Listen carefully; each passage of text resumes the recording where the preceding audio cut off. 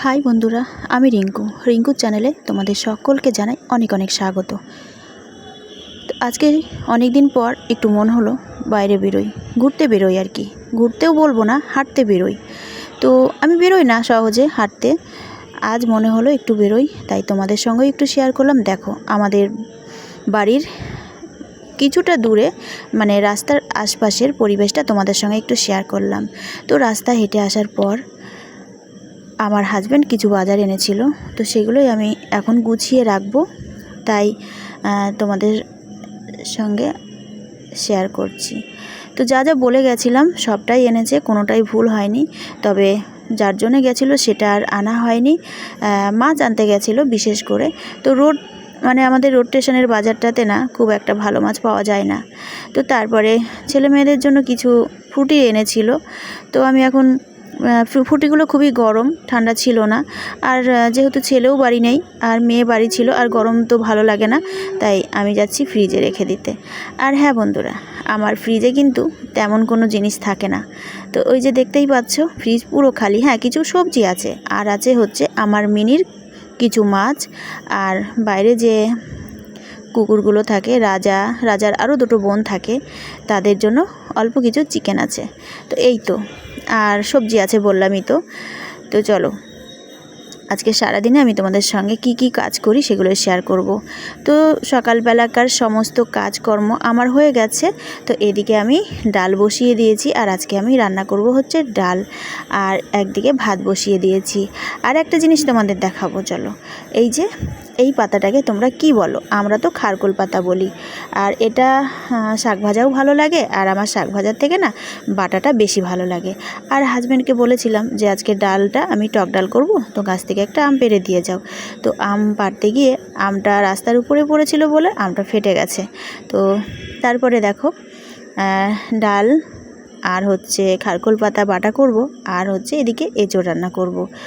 তো চলো, সেটাও তোমাদের সঙ্গে একটু সামান্য শেয়ার করলাম যে আমি এঁচোড়টা কীভাবে রান্না করছি, তোমরা দেখো।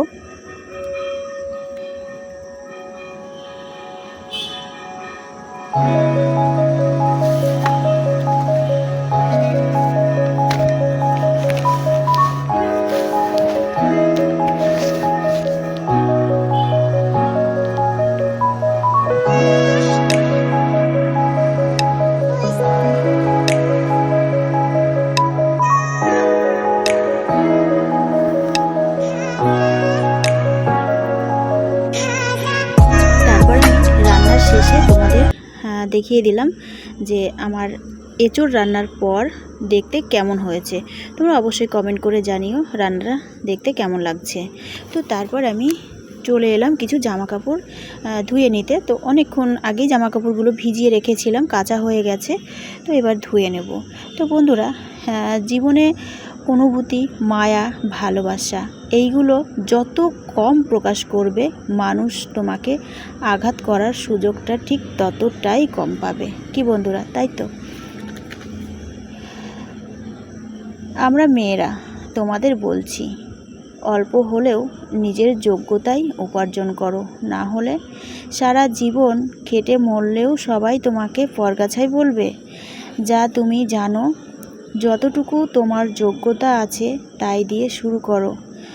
যদি নিজের মধ্যে কোনো প্রতিভা খুঁজে না পাও, তাহলে শিখতে শুরু করো।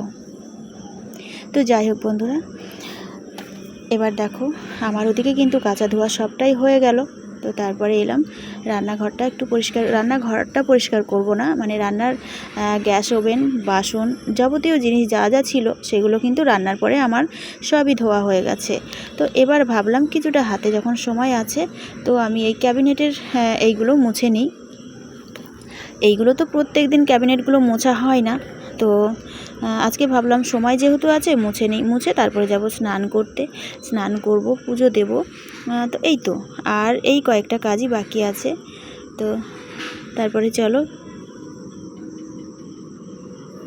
তো বন্ধুরা, আমার কিন্তু ক্যাবিনেট পরিষ্কার করা হয়ে গেছে। এবার আমি স্নান করে চলে এসেছি গাছ থেকে কিছু ফুল তুলে নিতে। তো বন্ধুরা, আজকের মতন ভিডিওটা আমি এখানেই শেষ করব। ভিডিওটা আমার খুব একটা বড় না, তোমাদের যদি ভালো লেগে থাকে অবশ্যই একটা কমেন্ট করে জানিও।